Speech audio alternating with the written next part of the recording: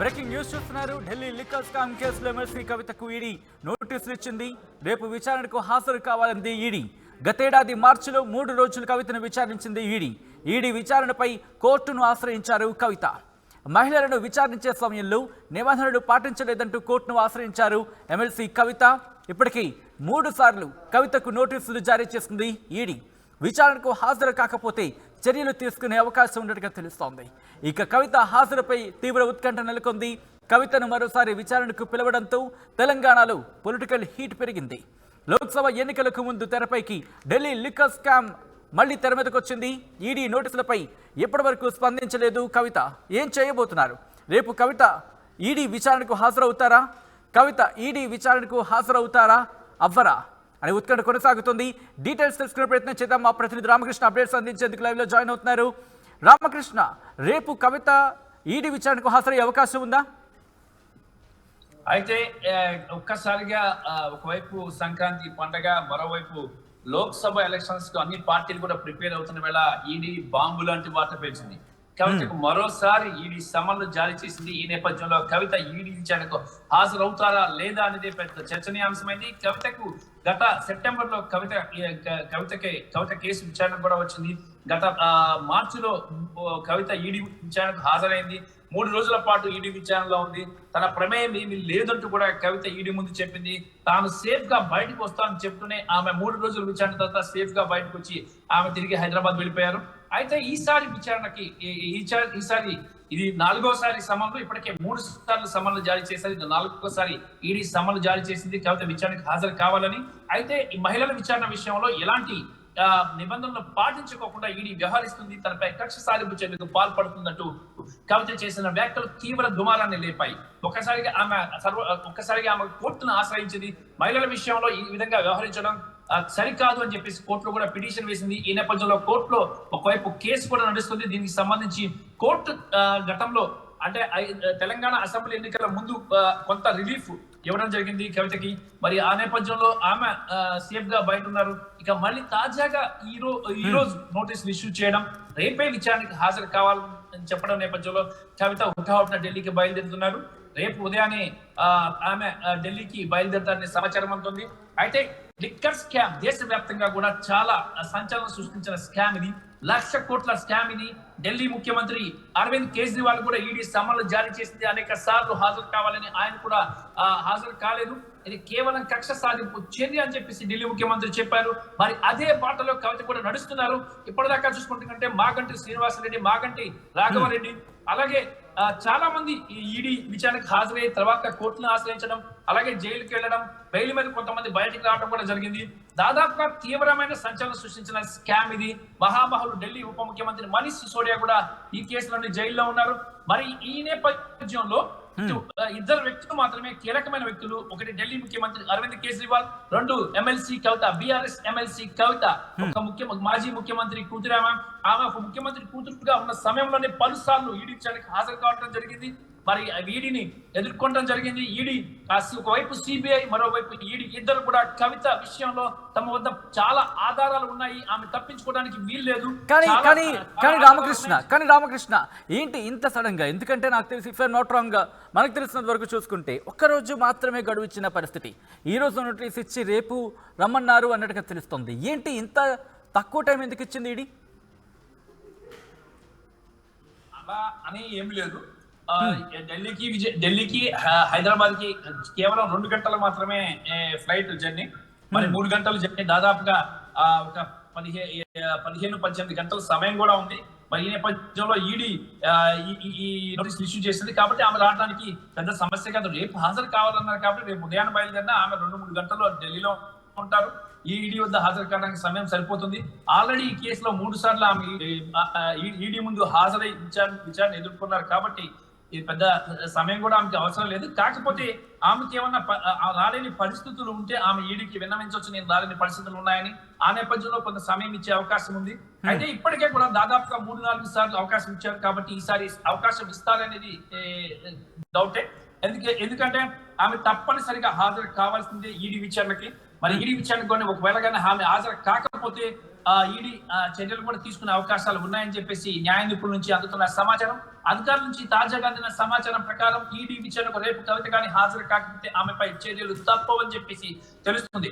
లోక్సభ ఎన్నికలకు మరి రెండు నెలల గ్యాప్ ఉన్న నేపథ్యంలో కవితకు ఈడీ నోటీసులు జారీ చేయడం, ఆమె విచారణకు హాజరవుతారా లేదా అనేది కూడా పెద్ద చర్చనీయాంశంగా మారింది. హాజరు కాకపోతే ఒకవేళ కానీ కవితపై ఈడీ చర్యలు తీసుకుంటే తెలంగాణలో రాజకీయ పరిణామాలు వేగంగా మారి రాజకీయ పరిణామాలు హీటెక్కే అవకాశం కూడా ఉన్నాయి. మరి ఆ రకంగా ఈడీ నిర్ణయం తీసుకుంటుందా, ఏం చేయబోతుంది ఈడీ కవిత గాని హాజరు కాకపోతే అనేది ఇప్పుడు పెద్ద చర్చనీయాంశంగా మారింది. ఇక్కడ లీగల్ గా కోర్టుని అప్రోచ్ అయ్యే పరిస్థితి ఏమైనా, లీగల్ గా కోర్టుని అప్రోచ్ అయ్యేందుకు లీగల్ గా కానీ ఏమైనా అవకాశం ఉంటే ఆ విధంగా కోర్టుని అప్రోచ్ అయ్యే అవకాశం ఉందా మళ్ళీ కవిత? సచిన్ చెప్పండి. లీగల్ గా ఏమైనా ఛాన్సెస్ ఉంటే కనుక ఆ విధంగా మళ్ళీ కోర్టుని అప్రోచ్ అయ్యే అవకాశం ఉందా కవిత? 100% ఉంది. ఎందుకంటే కోర్టును ఆల్రెడీ ఈడీ విచారణ మీద కోర్టుకి హాజరై కోర్టు నుంచి చాలా ఊరట పొందారు 3 సార్లు. ఆమె 3 సార్లు కోర్టు ఆమెకు ఊరటనిచ్చింది. సో ఈసారి కూడా ఆమె కోర్టుని అప్రోచ్ అయ్యి లీగల్ గా ఆమె రేపు ఉదయాన్నే అడ్వకేట్స్ అప్రోచ్ అయ్యి తనకి తగిన సమయం ఇవ్వలేదు, హడావుడిగా నోటీసులు ఇష్యూ చేసి వెంటనే పిలుస్తున్నారు కాబట్టి కొన్ని అనివార్య కారణాల వల్ల తాను రాలేకపోతున్నాను, ఈడీ విచారణ నుంచి తనకి రిలీఫ్ ఇవ్వాలని చెప్పేసి కూడా మరోమారి కోర్టును కోరే అవకాశం ఉంది. మరోమారి కోర్టు కూడా ఆమె అభ్యర్థన సరైనదని భావిస్తే కోర్టు కూడా ఆమెకి రిలీఫ్ ఇచ్చే అవకాశం అయితే ఉంది. అయితే ఈడీ మాత్రం ఈ విషయంలో చాలా స్ట్రాంగ్ గా ఉంది. ఈడీ ఒకటి అరవింద్ కేజ్రీవాల్, రెండో పర్సన్ బీఆర్ఎస్ ఎమ్మెల్సీ కవిత, వీళ్ళిద్దరి విషయంలో మాత్రం చాలా స్ట్రాంగ్ గా ఉంది ఈడీ. ఎటువంటి పరిస్థితుల్లో ఇద్దరిని విచారణకు తీసుకురావాలి, అరెస్ట్ చేయాలి అనేది ప్రధానంగా ఈడీ ఉద్దేశంగా కనిపిస్తుంది. ఈడీ అరెస్ట్ చేస్తారు అనే అంశం ఇప్పటికే అటు అరవింద్ కేజ్రీవాల్ కి కవితకు కూడా కన్వే అయింది. ఈ నేపథ్యంలోనే అరవింద్ కేజ్రీవాల్ ఈడీ విచారణకు హాజరు కాలేదు. 3 సార్లు నోటీసులు ఇచ్చారు అరవింద్ కేజ్రీవాల్ కూడా, 3 సార్లు కూడా ఆయన హాజరు కాలేదు. మరి కవిత కూడా 3 సార్లు నోటీసులు ఇచ్చినా హాజరు కాలేదు, 4వ నోటీసు. మరి ఈ నేపథ్యంలో ఏం చేయబోతున్నారు ఢిల్లీ ముఖ్యమంత్రి అరవింద్ కేజ్రీవాల్, ఇటు బీఆర్ఎస్ ఎమ్మెల్సీ కవితను అరెస్ట్ చేస్తారా? అరెస్ట్ చేస్తే రాజకీయ పరిణామాలు ఏ విధంగా ఉంటాయి, ఏ రకంగా ఈడీ ముందుకు పోతుంది, సిబిఐ ముందుకు పోతుంది అనేది ఇప్పుడు చాలా పెద్ద చర్చనీయాంశంగా మారింది. సచిన్ ఒక్కసారి మళ్ళీ రామకృష్ణ, ఈ కేసుకు సంబంధించి మాట్లాడుకున్నప్పుడు రేపు కేవలం కవితకు మాత్రమే నోటీసులు ఇచ్చి పిలిచి ఎంక్వైరీ చేసే అవకాశం ఉందా, లేకపోతే ఇంకా ఎవరైనా పిలిచే అవకాశం కనిపిస్తుందా? ఏమైనా డిస్కషన్ జరుగుతుంది దానికి సంబంధించి అక్కడ ఏమైనా? ఈడీ చాలా పకడ్బందీగా చాలా ముందుకు వెళ్తుంది సచిన్ ఈ విషయంలో.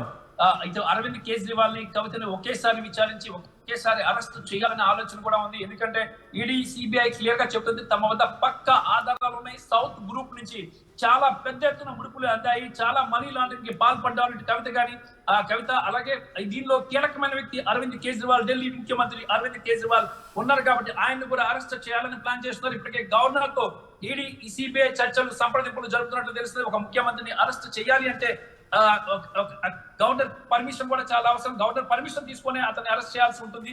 అటు రాష్ట్రపతికి అటు కేంద్రానికి ఇన్ఫార్మ్ కూడా చేయాల్సి ఉంటుంది. ఈ ప్రక్రియ కూడా చాప కింద నీరులా చకచకా సాగుతుంది. మరోవైపు ఎమ్మెల్సీ కవిత విషయంలో కూడా ఇదే పరిస్థితి. ఆమె ప్రజాప్రతినిధి కాబట్టి అటు స్పీకర్ కి అటు గవర్నర్ కి కూడా ఇన్ఫార్మ్ చేసి ఆమెను అరెస్ట్ చేయాలని కూడా ప్రయత్నం చేస్తున్నారు. ఫస్ట్ తొలుత విచారణకని పిలిపించిన తర్వాత కస్టడీలోకి తీసుకోవాలనేది ఈ ఉద్దేశం. ఈ నేపథ్యంలో ఇటు కవిత అరెస్టు అలాగే ఢిల్లీ ముఖ్యమంత్రి అరవింద్ కేజ్రీవాల్ అరెస్టు తప్పదు అని చెప్పేసి రాజకీయ వర్గాల్లో చర్చనీయాంశంగా మారింది. సచిన్ రామకృష్ణ, ఇన్ని రోజుల పాటు చాలా ఇన్ఫాక్ట్ కొన్ని నెలలు గడిచిందనే చెప్పుకోవాలి ఈ వ్యవహారంలో. చాలా రోజుల తర్వాత మళ్ళీ ఎందుకు తెర మీద తీసుకొచ్చింది ఈ వ్యవహారాన్ని ఈడీ అంటే ఏం చెప్పుకోవచ్చు? అంటే ఈ కేసుని ఇప్పుడు గవర్నమెంట్ కేంద్ర ప్రభుత్వం కూడా మరో 3 నెలల్లో ఎన్నికలు రాబోతున్నాయి. మరి ఈ నేపథ్యంలో రామకృష్ణ ఒక్కసారి మీ లైన్లో ఉన్న ఇదే అంశానికి సంబంధించి బీఆర్ఎస్ అధికార ప్రతినిధి శ్రీనివాస్ జాయిన్ అవుతున్నారు మాట్లాడడానికి. శ్రీనివాస్ గారు నమస్తే అండి, నా మాట వినిపిస్తుందా? నమస్తే, నేను బీఆర్ఎస్ నాయకుడిని. బీఆర్ఎస్ నాయకులు శ్రీనివాస్ గారు మనతో పాటు జాయిన్ అవుతున్నారు ఫోన్ లైన్ లో. శ్రీనివాస్ గారు, ఏంటి కవితకు మళ్ళీ ఈడీ నోటీసులు ఇచ్చింది, ఇది షార్ట్ టైం కింద మనం భావించవచ్చా, లేకపోతే ఎలా చూస్తుంది బీఆర్ఎస్ ఈ అంశాన్ని? ఇది పెద్దగా ఊహించని అంశం ఏం కాదండి. ఎందుకంటే భారతీయ జనతా పార్టీ దేశవ్యాప్తంగా తన ఉనికిని చాటుకోవడానికి ఎక్కడైతే వాళ్ళు గెలవలేరు, వాళ్ళకు ఉనికికే ప్రమాదం ఏర్పడ్డదన్నటువంటి పరిస్థితులలో మీరు ఇవాళ ఢిల్లీ కేజ్రీవాల్ గారికి కూడా వరుసగా 3 సార్లు ఈడీ నోటీసులు పంపించింది. అదే విధంగా ఎమ్మెల్యే ఎన్నికలలో వాళ్ళకు ఒక అపోహ కలిగింది. వాళ్ళు ఊహించిన సీట్లు రాకుండా పూర్తి స్థాయిలో ఓడిపోవడం, కాంగ్రెస్ పార్టీకి ఏదో లబ్ధి చేకూరింది, ప్రజలలో ఏదో ఒక అపోహ వెళ్ళింది అనేటువంటి ఆ ఆలోచనకి వెళ్ళి మళ్ళీ కొత్తగా తెరపైకి తీసుకొచ్చేటువంటి ప్రయత్నమే తప్ప ఇది ఆశ్చర్యపడాల్సినటువంటి అంశం కాదు. దీంతో బీఆర్ఎస్ పార్టీ బెంబేలెత్తిపోయే పరిస్థితుల్లో లేదు. కానీ ఒక రోజు మాత్రమే గడువు ఉన్న పరిస్థితి, పూర్తిగా ఒక రోజు కూడా లేదనే చెప్పుకోవాలి. ఏంటి ఈ ఒక్క రోజులోనే పిలవడాన్ని, ఈడీ పిలవడాన్ని ఎలా చూస్తారు? వాళ్ళకి దేనికి కూడా తిరిగి మా లీగల్ టీమ్ తోని చర్చించి మా కవిత గారు ఖచ్చితంగా స్పందిస్తారు. మీరు చూసిండ్రు గతంలో కూడా ఢిల్లీకి రమ్మన్నా వెళ్ళిండ్రు, పనులు తీసుకురమ్మన్నా తీసుకెళ్లిన పరిస్థితులు మనం చూసినాం కదా. ఇక్కడ అదిరిపోయే బెదిరిపోయే పరిస్థితులు కానీ అలాంటి నాయకత్వం కానీ మాకు లేదు. కానీ గతంలో ఇటువంటి సందర్భంలోని ఇన్ఫాక్ట్ బీఆర్ఎస్ కి సంబంధించిన కీలక నేతలందరూ అక్కడున్న పరిస్థితి మనం చూసాం కదా. ఇప్పుడు కూడా అటువంటి పరిస్థితి ఉండబోతోందా? అవునండి, ఆ రోజు అభిమానం బీఆర్ఎస్ పార్టీకి ఎప్పుడు ఉంటది. బీఆర్ఎస్ పార్టీ 14 సంవత్సరాల ఉద్యమ నేపథ్యం గాని, ఆ తర్వాత దశాబ్ద కాలం పాటు జరిగినటువంటి అధికారికంగా జరిగినటువంటి పరిస్థితులు కానీ, ఈ రోజు కూడా మీరు చూడండి పార్టీ ఆఫీస్ లో పార్లమెంట్ నియోజకవర్గ సన్నాహక సమావేశాలు నిర్వహిస్తే ఇక్కడ లేని జనం. అంటే ఇంతవరకు మనం చరిత్రలో ఒకసారి గమనించినట్టయితే ఏ రాజకీయ పార్టీ కూడా ఓడిపోయిందంటే మళ్ళీ జనాలు వచ్చే పరిస్థితి ఉండదు. కానీ బీఆర్ఎస్ పార్టీ దానికి భిన్నంగా బీఆర్ఎస్ పార్టీ పట్ల ప్రజలలో గాని లేకపోతే బీఆర్ఎస్ ఉన్నటువంటి అభిమానం గాని భిన్నంగా ఉంటది. రేపు పొద్దున మళ్ళీ ఏ విధమైనటువంటి పరిస్థితులనైనా ఎదుర్కోవడానికి పార్టీ నాయకత్వం సిద్ధంగా ఉంది. అంటే ఏ కవిత అరెస్టు జరగచ్చని చెప్పి బీఆర్ఎస్ భావిస్తోందా? మాకేం అట్లాంటిది ఏం లేదు. అరెస్ట్ అంటే ఎన్నికలు సమీపిస్తున్నాయి, పార్లమెంట్ ఎన్నికలు సమీపిస్తున్న వేళ ప్రజలలో కొంత గందరగోళం సృష్టించేటువంటి ప్రయత్నంలో భాగంగా భారతీయ జనతా ప్రభుత్వం చేస్తున్న చర్యగా దీన్ని చూడాల్సిందే తప్ప గాని ఇది కొత్త కాదు కదా అంటున్నా నేను. కానీ అసెంబ్లీ ఎన్నికల ముందు ఇటువంటి పరిస్థితి చూస్తే ఇప్పుడు పార్లమెంట్ ఎన్నికలు మహా అయితే ఇఫ్ ఐఎమ్ నాట్ రాంగ్ ఇంకొక 100 రోజులు కూడా లేవనే చెప్పుకోవాలి. ఏంటి ఎన్నికలకు ముందు ఇటువంటి పరిణామాన్ని బీఆర్ఎస్ ఎలా చూస్తుంది? అదే నేను చెప్తున్నా కదా, దేశంలో మీరు వెస్ట్ బెంగాల్ తీసుకున్నా, ఇప్పుడు వెస్ట్ బెంగాల్లో కూడా ఇట్లాంటి అరాచకమే సృష్టిస్తుండ్రు, ఢిల్లీలో కూడా ఇట్లాంటి అరాచకమే సృష్టిస్తుండ్రు. మళ్ళీ అంటే ఎక్కడెక్కడ వాళ్ళ ప్రాభవాన్ని కోల్పోయినరు, ఎక్కడెక్కడ వాళ్ళ పట్టు సడలిపోయిందో, ఎక్కడెక్కడ వాళ్ళు ఎక్కడెక్కడైతే ప్రజలలో వాళ్ళ ఉనికిని చాటుకునే ప్రయత్నంగానే మేము ఖచ్చితంగా భారతీయ జనతా ప్రభుత్వం చేసేటువంటి ప్రయత్నాన్ని చూస్తాము. వీటన్నిటిని కూడా న్యాయపరంగా చట్టపరంగా తీసుకోవాల్సిన చర్యల ద్వారా ఖచ్చితంగా రేపటి చర్యలను ఎదుర్కొంటాం. అంతేగాని రేపు కవిత విచారణకు హాజరు కాబోతున్నారండి? ఇంకా దాని పట్ల నాకైతే ఖచ్చితమైన సమాచారం లేదు. ఒకవేళ కనుక వెళ్ళకపోతే, హాజరు కాకపోతే చర్యలకు ఉపక్రమించే అవకాశం ఉంది అన్న మాట వినిపిస్తోంది. సో దీనికి సంబంధించి బీఆర్ఎస్ సంసిద్ధంగా ఉందా? అట్లా ఏముండదండి. సుప్రీంకోర్టులో ఆల్రెడీ అరెస్ట్ చేయొద్దని స్టే ఉంది కాబట్టి అట్లా ఇప్పుడు అట్లంటే మీరు కవిత గారిని ఇప్పుడు రేపు అర్జెంట్ కాకపోతే అరెస్ట్ చేయొచ్చా అంటే, మరి ఢిల్లీ ముఖ్యమంత్రి కేజ్రీవాల్ గారికి వరుసగా 3 సార్లు ఈడీ నోటీస్ ఇచ్చింది, ఆయనేం అటెండ్ కాలే కదా.